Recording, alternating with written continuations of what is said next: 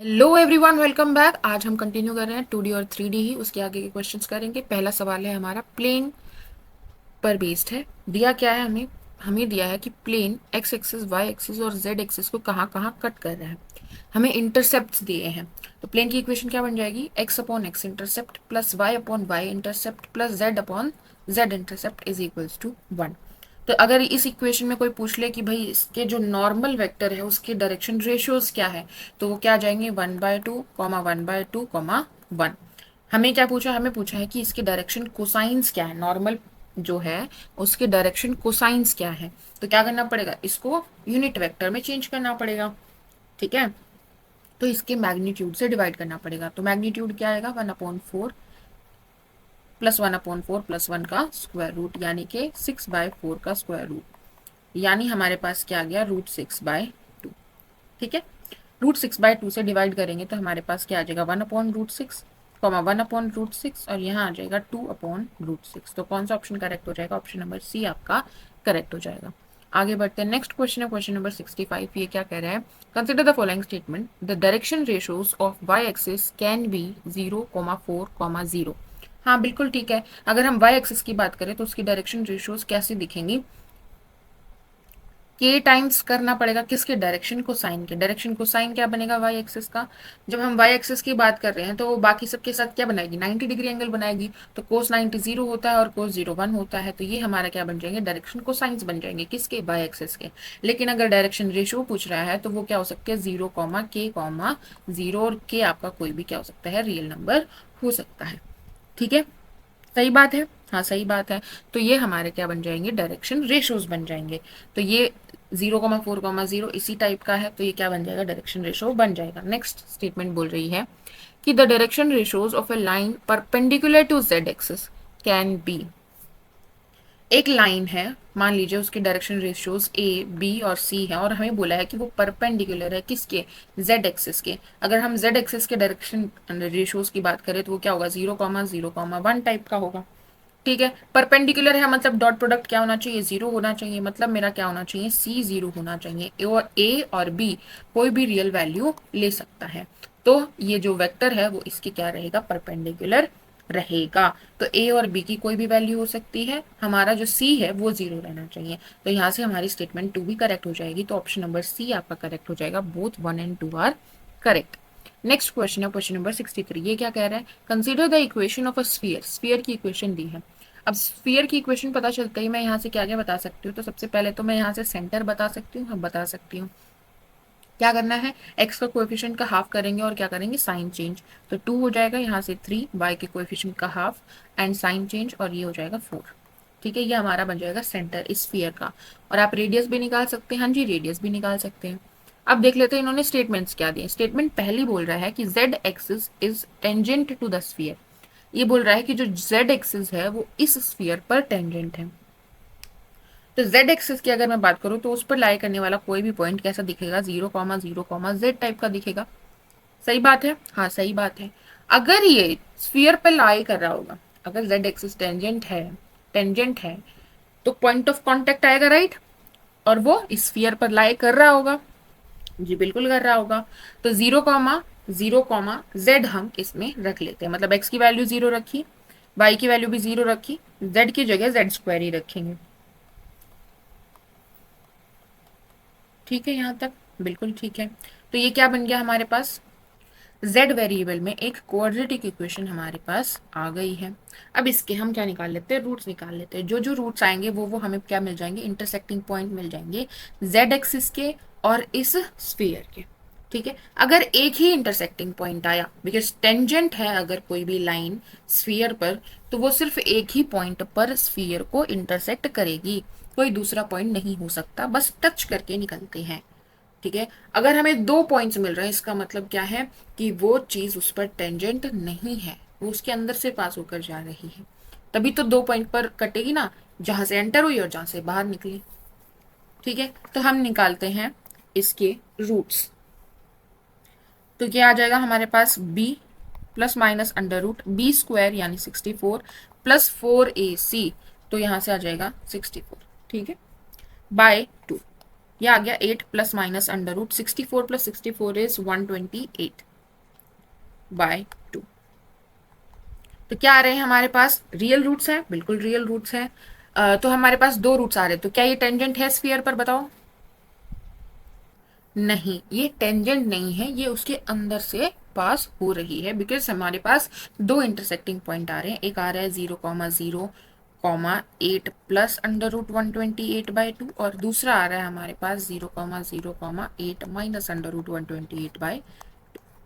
ठीक है, तो फर्स्ट स्टेटमेंट हमारी क्या हो जाएगी? इनकरेक्ट हो जाएगी। अब सेकंड स्टेटमेंट की तरफ चलते हैं। वो क्या कह रही है? The centre of the sphere lies on the plane this. जो स्फीयर का सेंटर है वो इस प्लेन पर लाई कर रहा है। इस प्लेन पर लाई करेगा अगर, इसका मतलब सेंटर इस इक्वेशन को सेटिस्फाई करना चाहिए। सिंपल सी बात है। सेंटर हमने निकाल लिया है, तो x की जगह 2 रखिए, y की जगह 3 रखिए और z की जगह 4 रखिए। तो क्या आ रहा है हमारे पास लेफ्ट हैंड साइड? 3 2 5 और 4 9 में से 9 गए 0। तो ये सेटिस्फाई हो रहा है, मतलब स्टेटमेंट नंबर 2 आपकी करेक्ट है। तो only one statement is correct, statement number 2 is correct.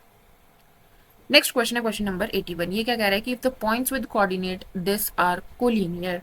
ये तीनों पॉइंट आपको क्या दिए हैं? कोलिनियर दिए हैं। तो आपको बताना है कि पी क्यू की क्या वैल्यू होगी। हमें बोला है कि पी क्यू के बराबर नहीं है। ठीक है, तो इसका एक तो तरीका है कि भैया आप मैट्रिक्स बना लो, डिटर्मिनेंट मैट्रिक्स। वो डिटर्मिनेंट क्या होना चाहिए? 0 होना चाहिए, वहां से आप निकाल सकते हो। ठीक है, दूसरा क्या तरीका है कि भाई स्लोप निकाल लीजिए, स्लोप बराबर आनी चाहिए। दो पॉइंट्स का यूज करके स्लोप निकाल लीजिए। तो मैंने पहले इन दोनों पॉइंट्स का यूज किया, तो क्या आ जाएगी? ऊपर 10p आ जाएगा माइनस 0 बाय नीचे क्या आ जाएगा? 5p² plus 5। ठीक है, ये किसके बराबर होनी चाहिए? अब इन दोनों का यूज कर लेते हैं। ये ऊपर आ जाएगा हमारे पास 10q माइनस 10p, नीचे आ जाएगा हमारे पास 5q² माइनस 5p²। ठीक है, तो यहाँ से नीचे से 5 कॉमन निकाल लो, यहाँ से 5 कॉमन निकालो, कट जाएगा दोनों तरफ का। यहाँ से 10 कॉमन निकाल लेंगे, ऊपर से 10 कट जाएगा। हमारे पास क्या बच गया? p बराबर q माइनस पी, नीचे है q² माइनस p², तो ये हो जाएगा q minus P into Q plus P. सही बात है, यहाँ आ जाएगा हमारे पास p² प्लस 1। ठीक है, यहाँ तक ये कैंसिल हो गया, क्योंकि q और p जो है वो बराबर नहीं है, तो q माइनस पी एक नॉन जीरो नंबर है। यहाँ से आ गया हमारे पास p into P plus Q किसके बराबर है? p² प्लस 1 के बराबर है। यानी p² प्लस पी क्यू किसके बराबर है? p² प्लस 1 के बराबर है। यानी पी क्यू किसके बराबर आ गया? 1 के बराबर। तो ऑप्शन नंबर सी आपका करेक्ट हो जाएगा। ठीक है, कैलकुलेशन दोबारा चेक कर लीजिएगा एक बार। नेक्स्ट क्वेश्चन है क्वेश्चन नंबर 82। ये क्या कह रहा है कि what is the equation of the straight line which passes through the point this and cuts of equal intercept from the axis. हमें एक स्ट्रेट लाइन की इक्वेशन बतानी है जो इस पॉइंट से पास होकर जा रही है और सेम इंटरसेप्ट कट कर रही है यहाँ पर और यहाँ पर, इक्वल इंटरसेप्ट। ठीक है, कौन सी होगी? तो सबसे पहले तो इस पॉइंट से पास होकर जाएगी, तो ये सेटिस्फाई करना चाहिए। तो यहाँ पे अगर मैं 1 रखूँ, यहाँ पर अगर मैं -2 रखूँ, यहाँ -1 रखूँ, तो -2 आ रही, तो सेटिस्फाई ही नहीं हो रहा है। यहाँ पर 1 रखूँ, यहाँ पर 2 आएगा, -1, ये भी सेटिस्फाई नहीं हो रहा है। यहाँ पर 1 रखें, यहाँ पर -2 रखें, ये सेटिस्फाई हो जाएगा। यहाँ पर रखेंगे तो 1 + 2 -2 आ रहा है, ये सेटिस्फाई नहीं हो रहा है। सीधा सीधा पता चल गया। दूसरा क्या कर सकते थे कि इक्वल इंटरसेप्ट है, मान लेते के इंटरसेप्ट है, तो x अपॉन के हो जाएगा प्लस y अपॉन के हो जाएगा बराबर 1। ये आपकी क्या बन जाएगी? लाइन की इक्वेशन बन जाएगी। यहाँ से आपके पास आ गया कि x प्लस वाई किसके बराबर है? के बराबर है। अब यहाँ पर वैल्यू रख दीजिए, x की जगह पर 1 और y की जगह पर -2, तो k की वैल्यू आपको मिल जाएगी, क्या आ गई? -1। ठीक है, तो x plus y plus 1 is equal to 0 आपकी क्या बन जाएगी? इक्वेशन बन जाएगी। आगे बढ़ते हैं। नेक्स्ट क्वेश्चन है क्वेश्चन नंबर 83। ये पूछ रहा है कि what is the equation of the circle which touches both the axis in the first quadrant and the line y -2 equals to 0। Circle हमारा फर्स्ट क्वाड्रेंट में है, वो एक्सिस को भी टच कर रहा है एंड y -2 इक्वल्स टू 0 यानी y इज इक्वल्स टू 2 इस लाइन को भी टच कर रहा है। तीनों लाइंस को टच करते हुए हमने सर्कल बनाया है, उस सर्कल की इक्वेशन क्या होगी ये पूछा है। तो अगर इसके बीच में मैं सर्कल बना रही हूँ फर्स्ट क्वाड्रेंट में ऐसा है, तो ये क्या बन जाएगा? डायमीटर बन जाएगा सर्कल का, है ना। डायमीटर अगर कितना है? 2 है, तो रेडियस कितनी होगी? रेडियस 1 होगी। रेडियस 1 है, इसका मतलब यहाँ से भी 1 होगा और यहाँ से भी 1 होगा, यहाँ से भी 1 होगा, तो सेंटर क्या बन जाएगा? 1,1 बन जाएगा। तो x -1 का होल स्क्वायर प्लस y -1 का होल स्क्वायर बराबर में 1।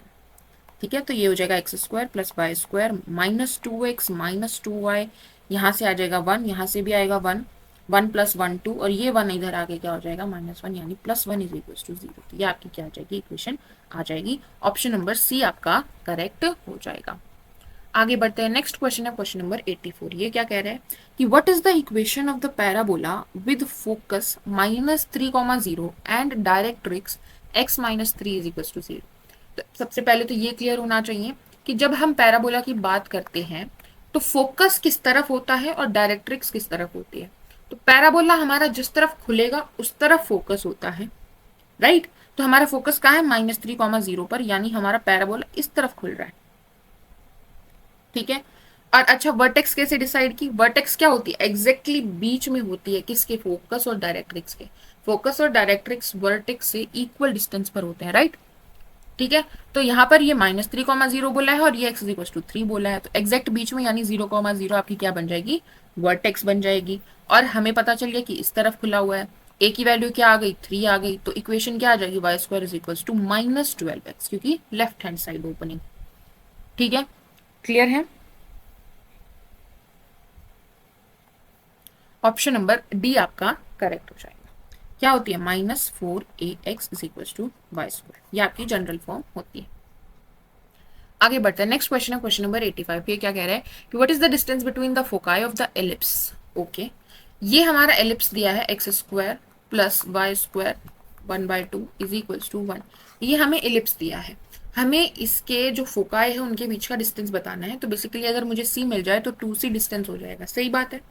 सी कैसे मिलेगा, सी मिलेगा मुझे, एलिप्स है ना, तो a square minus b square से, if a is greater than b, ठीक है। यहाँ पर a square by b square होता है, तो यानी यहाँ पर ए की वैल्यू मेरे पास 1 है और बी की वैल्यू क्या है, 1/√2, सही बात है। तो कर लो, ए स्क्वायर यानी 1 माइनस बी स्क्वायर यानी 1/2 स्क्वायर रूट, तो ये आ जाएगा 1/2 का स्क्वायर रूट यानी 1/√2। किसकी वैल्यू आ गई, सी की वैल्यू आ गई। मुझे क्या चाहिए, 2c चाहिए, तो 2/√2 हो जाएगा, √2 से √2 मल्टीप्लाई कर लो ऊपर नीचे, तो क्या आ जाएगा आपके पास 2/2 इंटू √2, यानी √2 बच जाएगा। ऑप्शन नंबर बी आपका करेक्ट हो जाएगा। इसमें 2c करना हम भूल जाते हैं, इसने पूछा है कि दो फोकाई के बीच का डिस्टेंस कितना है, ठीक है। एलिप्स आपका कुछ ऐसा बनेगा, तो फोकाई यहाँ होगी और दूसरी यहाँ होगी, तो पूरा डिस्टेंस करना है, तो 2c आपको करना पड़ेगा। नेक्स्ट क्वेश्चन है क्वेश्चन नंबर 89। ये कह रहा है कि what is the equation of the locus of the mid point of the line segment obtained by cutting the line this by the coordinate axis। ये पूछ रहा है कि आपको लोकस बताना है, मतलब बेसिकली पाथ कौन सा फॉलो करेगा, कौन, mid point of the line segment obtained by cutting the line this। Okay, ये लाइन जो है हमारी वो तुम्हें क्या दिख रही है, x plus y is equals to p. अगर p से डिवाइड कर दूं मैं पूरी को, तो ये हमें ये दिख रही है, इंटरसेप्ट फॉर्म दिख रही है। x इंटरसेप्ट हमारा है p,0 और y इंटरसेप्ट भी हमारा क्या है 0, इक्वल इंटरसेप्ट है ऊपर नीचे। यहाँ से पास होकर हमारी ये लाइन जा रही होगी, अब एक्सिस पर यहीं कट करेगी, तो ये जो हमारी है ये लाइन सेगमेंट की बात की गई है, इसका मुझे क्या लेना है, मिड पॉइंट लेना है। तो मिड पॉइंट क्या बनेगा इसका, p/2, ठीक है। p कुछ भी वैल्यू हो सकती है, यहाँ पर p अगर 4 है तो यहाँ पर 0,4, यहाँ पर 4,0 आ जाएगा, और ये हाफ वाला जो पॉइंट है वो 2,2 हो जाएगा, ठीक है। तो p की डिफरेंट वैल्यू के लिए हमें बताना है कि ये जो मिड पॉइंट है ये कौन सा पाथ फॉलो करेगा, ठीक है। मतलब उस लाइन की इक्वेशन बतानी है जहां पर ये मिड पॉइंट लाई करेगा, ठीक है। अगर वो लाइन पर ये मिड पॉइंट लाई कर रहा है, मतलब ये पॉइंट लाई कर रहा है, तो ये उसको सेटिस्फाई करना चाहिए। तो यहाँ पर रख कर देख लो, p/2 माइनस p/2 0 हो रहा है, ये सेटिस्फाई कर रहा है, तो ऑप्शन नंबर ए ही आपका आंसर हो जाएगा। इसमें देख लो, p/2 प्लस p/2 क्या आ जाएगा, p इज इक्वल्स टू 0 है क्या, नहीं, फॉर एवरी p हम ऐसा नहीं बोल सकते, इसने बोला ना p रियल नंबर है, ये तो सिर्फ p इज इक्वल टू 0 के लिए सेटिस्फाई होगा, हर एक p के लिए तो सेटिस्फाई नहीं होगा, तो ये गलत हो गया। यहाँ पर देख लो, यहाँ पर अगर मैं बात करूँ तो इन्होंने बोला p/2 माइनस p/2 क्या होना चाहिए, p ना, ये तो 0 आ रहा है। ये भी सिर्फ तभी सेटिस्फाई होगा जब p 0 है, लेकिन p सभी रियल नंबर्स के लिए तो सेटिस्फाई नहीं होगा, गलत हो जाएगा। यहाँ पर रखोगे तो p/2 प्लस p/2 किसके बराबर है, p के बराबर है, तो यहाँ से करेक्ट है ये। बट यहाँ पर क्या दिक्कत है, यहाँ पर ये दिक्कत है कि हमें क्या पूछा है कि सपोज ये एक लाइन थी ऐसा, 1 और 1 ले लिया मैंने, p की वैल्यू 1 ले ली, फिर मैंने p की वैल्यू 2 ले ली, फिर मैंने पी की वैल्यू 3 ले ली, तो ऐसे लाइंस आएंगी ये लाइन सेगमेंट। हाँ, इनका जो मिड पॉइंट है वो यहाँ आया, इसका यहाँ आया, इसका यहाँ। मुझे बताना है कि ये जो मिड पॉइंट है ये कौन सी लाइन पर लाई कर रहा है। ये क्या देगा, ये तो मुझे ये वाली ही लाइन दे देगा ना, एक पर्टिकुलर लाइन देगा, और है ना, बाकी सब के लिए तो नहीं हो सकता ना ये। समझ रहे हो मेरी बात को। मुझे बताना है कि 1/2 1/2 1,1 3/2 3/2 ये सारे पॉइंट्स कहाँ लाई कर रहे हैं। ठीक है, यहाँ ये तो फिक्स पी के लिए एक ही लाइन हो गई, वही लाइन सेगमेंट को रिप्रेजेंट कर रहा है। बाकी के जो पॉइंट्स हैं वो तो इस लाइन सेगमेंट पर नहीं आ रहे हैं ना, तो डी ऑप्शन भी आपका क्या हो जाएगा, गलत हो जाएगा। बेसिकली यहाँ से तुम क्या देख सकते हो कि आपका जो एक्स कंपोनेंट है वो वाई कंपोनेंट के बराबर आ रहा है, तो y is equals to x पर आपके जो ये मिड पॉइंट है वो लाई करेंगे। आगे बढ़ते हैं। नेक्स्ट क्वेश्चन है क्वेश्चन नंबर 90। इसमें बोला है कि if the point x comma y is equidistant from the point 2a, 0 and 0, 3a where a is greater than 0 then which one of the following is correct। इनमें से कौन सा correct है ये बताना है। तो x कॉमा वाई एक पॉइंट है, कहीं भी हो सकता है। ये है 2a, 0 और ये है हमारा 0, 3a। ठीक है, ये जो पॉइंट है ये इन दोनों पॉइंट से क्या है, इक्वी डिस्टेंट है। यानी कि हमारे पास क्या आ गया कि x square plus y square plus 9a² minus 3 × 6a y जो है किसके बराबर है, x square plus 4a² minus 4ax plus y square के बराबर है। तो एक्स स्क्वायर से एक्स स्क्वायर कैंसिल हो गया, वाई स्क्वायर से वाई स्क्वायर कैंसिल हो गया। यहाँ पर 9a² है, यहाँ पर 4a² इधर ले आइए, 5a² हो जाएगा। ये हमारे पास है -4ax प्लस का 6ay, तो यहाँ से a कॉमन ले लेंगे तो हमारे पास क्या बच जाएगा, -4 प्लस का 6y। ठीक है, इसके बराबर है 5a² के बराबर है। यहाँ से a जो है वो ग्रेटर देन 0 है, तो मैं a से डिवाइड कर सकती हूँ, तो मेरे पास क्या आ जाएगा, 5a किसके बराबर है, -4 प्लस 6y के बराबर है। यहाँ से y मेरे पास आ जाएगा, हमने यहाँ एक चीज छोड़ दी, यहाँ पर x छोड़ दिया, -4x। ठीक है, तो यहाँ से हमारे पास इक्वेशन क्या बन गई, 4x इधर लेकर आएंगे तो -6y plus 5a is equals to 0। Option number c आपका क्या हो जाएगा, करेक्ट हो जाएगा। आगे बढ़े। नेक्स्ट क्वेश्चन है क्वेश्चन नंबर 92। ये क्या कह रहा है कि if p is perpendicular distance from the centre of the sphere to the plane. एक मिनट, 92 93 यहाँ से शुरू है, ये 91 पहले आएगा। क्या बोला है कि हमारे पास एक प्लेन है। ठीक है, ये प्लेन है जिसमें k दिया, ये अननोन क्वांटिटी है, k नॉन जीरो है, ये बोला है। meets the coordinate axis at a b and c respectively। हमें बोला है कि ये जो प्लेन है वो कोऑर्डिनेट एक्सिस को यानी x एक्सिस को, y एक्सिस को और z एक्सिस को मीट कर रहा है किस पॉइंट पर, a पर, b पर और c इंटरसेक्ट्स दिए हैं। ठीक है, the equation of the sphere passing through the origin. ये जो स्फीयर है ये ओरिजिन से पास होकर जा रहा है। ठीक है, और a, 0, से पास होकर जा रहा है, 0, b, 0 से भी पास होकर जा रहा है। ABC पॉइंट्स हैं बेसिकली यहाँ पर। तो अगर ये x एक्सिस पर लाई कर रहा है तो y z कंपोनेंट 0 होगा, तो उस हिसाब से मैंने ये लिख दिए। ठीक है, ये जो स्फीयर है ये इन चारों पॉइंट से पास होकर जा रहा है। हमें सबसे पहला क्वेश्चन पूछा है कि what is the value of k की वैल्यू क्या होगी। तो k तो यहाँ पर है, यहाँ पर वैल्यू निकालनी है मुझे, क्या आएगी। तो इसका मतलब ये पॉइंट इसको सेटिस्फाई कर रहा है क्योंकि ये प्लेन एक्स एक्सेस को इसी पॉइंट पर कट कर रहा है ना। तो y की जगह अगर मैं 0 रखूँ, z की जगह 0 रखूँ, तो मेरे पास क्या आ रहा है, 6x इज इक्वल्स टू 12 यानी x इज इक्वल्स टू 2 आ रहा है। तो बेसिकली क्या पॉइंट हो गया ये, 2,0 2,0,0। यहाँ पर y एक्सिस को कहाँ पर कट कर रहा है, b पॉइंट पर कट कर रहा है। y एक्सिस मतलब x और z कंपोनेंट 0 रखना है, तो यहाँ से आ जाएगा कि ky -12 इज इक्वल टू 0 यानी y क्या आ जाएगा मेरे पास, 12/k। ठीक है, यहाँ पर आ गया मेरे पास 12/k। नेक्स्ट हमें बोला है कि z एक्सिस को c पॉइंट पर कट कर रहा है, वहां पर क्या होगा, x और y 0 होगा यानी कि 3z - 12 इज इक्वल टू 0। तो z आ गया यहाँ से मेरा 4। ठीक है, तो ये आ गया यहाँ पर 4।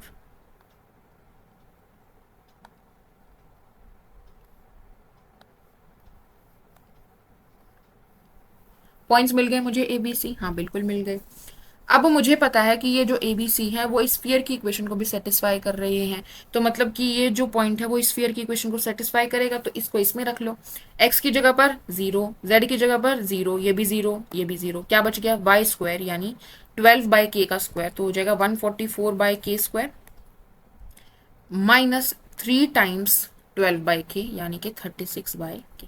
ठीक है यहाँ तक इज इक्वल्स टू 0, तो एलसीएम आ जाएगा k² 144 minus 36 k is equals to 0।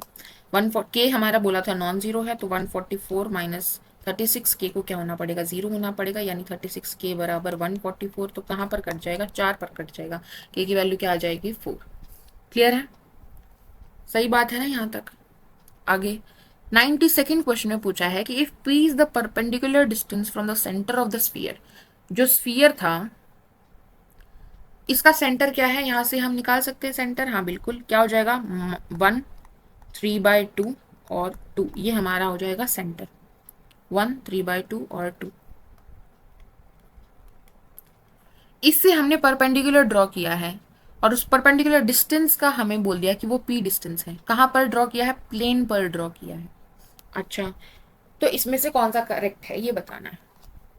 अब पॉइंट से प्लेन पर परपेंडिकुलर डिस्टेंस कैसे निकालेंगे, वो किसके बराबर होता है भाई प्लेन में, ये सेटिस्फाई करवा लो। प्लेन क्या था हमारा 6x, k की वैल्यू आई 4 plus 4y plus 12 plus 3z minus 12 is equal to 6, इस पर परपेंडिकुलर ड्रॉ किया है। तो डिस्टेंस निकाल लो यहाँ से, x की जगह पर 1 रखेंगे तो 6, y की जगह पर 3/2 रखेंगे तो अगेन 6 आ जाएगा, z की जगह पर 2 रखेंगे तो 6 आ जाएगा, माइनस 12 आ जाएगा बाय 6 6 जा 36 प्लस 4 4 जा 16 प्लस 3 3 जा 9 का स्क्वायर रूट। ये होता है ना डिस्टेंस का फॉर्मूला, बराबर किसके होगा पी के।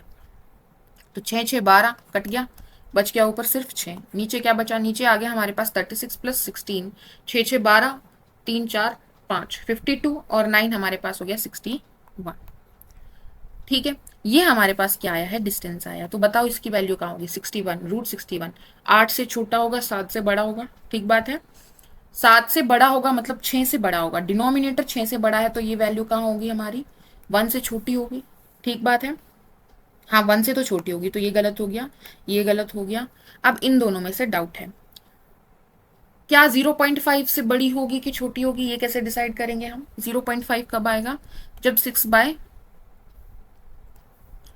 अगर नीचे 12 होता तो हमारा क्या हो जाता 0.5 बन जाएगा है ना 1/2, लेकिन नीचे क्या हमारा 7, 7 जो है वो 7 से 8 के बीच की कोई वैल्यू है जो कि 12 से तो छोटी है, 12 से छोटी है, मतलब ये जो वैल्यू आएगी ये हमारी 0.5 से क्या आएगी बड़ी आएगी, तो ऑप्शन नंबर बी आपका करेक्ट हो जाएगा।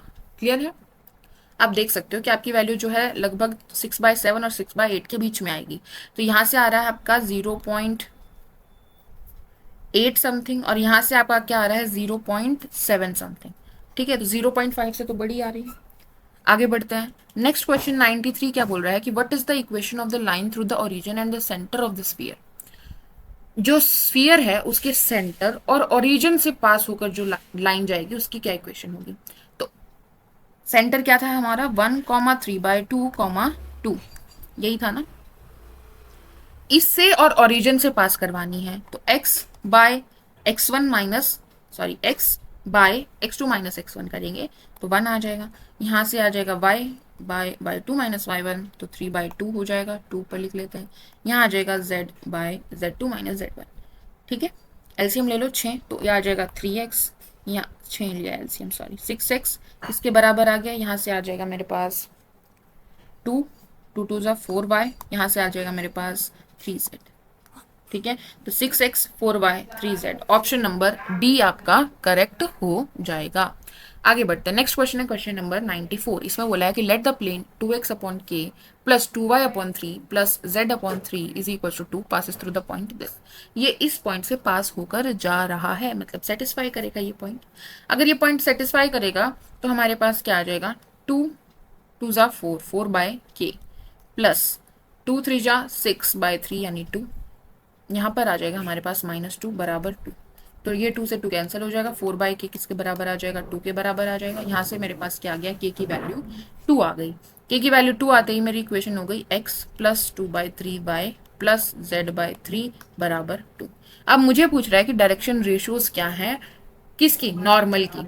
तो क्या आ जाएगा, कोएफिशिएंट निकाल दो बेटा, 1 2/3 1/3, ठीक है। तो 3 एलसीएम लेंगे तो 3 आ जाएगा, यहाँ पर 2 आ जाएगा, यहाँ पर 1 आ जाएगा, 3 to 1 ऑप्शन नंबर ए आपका करेक्ट हो जाएगा। नेक्स्ट क्वेश्चन है, if p q and r the intercepts made by the plane on the coordinate axis respectively, then what is p plus q plus r. अगर p q r intercept है, हमारी equation क्या है ये, तो यहाँ पर मैं 1 बना लेती हूँ, 2 से क्या कर देती हूँ, पूरी इक्वेशन को डिवाइड, तो ये आ जाएगा x/2 प्लस यहाँ आ जाएगा y/3, यहाँ आ जाएगा z/6, ठीक है। तो ये नीचे क्या मिल गया, अब मुझे इंटरसेप्ट मिल गए, सही बात है ना। तो 2 x इंटरसेप्ट है, 3 y इंटरसेप्ट है और 6 z इंटरसेप्ट है। तो इन सब का सम ही तो पूछा है, तो क्या आ जाएगा, 2 और 3 5 और 6 11, ऑप्शन नंबर बी आपका करेक्ट हो जाएगा। आगे बढ़ते हैं, नेक्स्ट क्वेश्चन है क्वेश्चन नंबर 53। इसमें पूछा है, the two vertices of an equilateral triangle are 0,0 and 2,2। एक इक्विलेटरल ट्राइंगल है जिसकी दो वर्टिसेस मुझे बता दी हैं, एक तो 0,0 है, एक 2,2 है। अब जो तीसरी वर्टेक्स है वो इधर भी हो सकती है, इधर भी हो सकती है, मतलब दो मुझे मिलेंगी, दो मुझे मिलेंगी। अब वो दो क्या मिलेंगी, कैसे निकालेंगे, तो हमें पता है कि जो डिस्टेंस है वो क्या रहेगा, बराबर रहेगा। सपोज ये x, y है, तो x square plus y square जो है वो किसके बराबर आ जाएगा, x-2 का होल स्क्वायर प्लस y-2 का होल स्क्वायर, यानी कि x square plus 4 minus 4x, y square plus 4 minus 4y। सही बात है, एक्स स्क्वायर से एक्स स्क्वायर, वाई स्क्वायर से वाई स्क्वायर हमारा कैंसिल हो जाएगा। मतलब मेरे पास क्या आ गया कि -x minus y plus 1 is equal to 0। सही बात है, नहीं 2 आएगा। मतलब कि हमारे पास आ गया कि x प्लस वाई जो होगा वो किसके बराबर होगा, 2 के बराबर होगा। अब हमें क्या पता है, हमें एक साइड की लेंथ पता है, हाँ पता है कितनी आ जाएगी, 2 माइनस 0 का स्क्वायर यानी कि 4 हो जाएगा, 2 माइनस 0 का स्क्वायर 4 हो जाएगा, स्क्वायर रूट यानी हमारे रूट 8 आ जाएगी एक साइड की लेंथ, ठीक है। तो ये जो डिस्टेंस है x square plus y square, ये भी क्या आना चाहिए, 8 आना चाहिए। सही बात है, तो हमारे पास क्या आ जाएगा कि x square plus y square किसके बराबर हो जाएगा, 8 के बराबर हो जाएगा। अब मुझे एक्स प्लस वाई पता है और x square plus y square पता है, तो क्या मैं एक्स वाई बता सकती हूँ, क्या आएगा, एक्स प्लस वाई का होल स्क्वायर किसके बराबर हो जाता है, x square plus y square plus 2xy। इसकी वैल्यू पता है, हाँ पता है, 2 स्क्वायर कर दिया तो 4 आ गई। इसकी वैल्यू पता है, हाँ 8 प्लस 2xy। तो यहाँ से आ गया हमारे पास कि -4 किसके बराबर है, 2xy, यानी xy किसके बराबर है, -2 के बराबर है। अभी भी एक्स और वाई तो निकले नहीं हमारे, तो एक्स और वाई कैसे निकालेंगे, यहाँ से एक्स निकाल लीजिए, वो क्या आ जाएगा, 2 माइनस वाई। यहाँ पर रखिए 2 माइनस वाई इंटू वाई किसके बराबर है, -2 के बराबर, यानी 2y माइनस वाई स्क्वायर किसके बराबर है, -2 के बराबर है। तो हमारी इक्वेशन आ गई कि वाई स्क्वायर -2y -2 किसके बराबर है, 0 के बराबर है।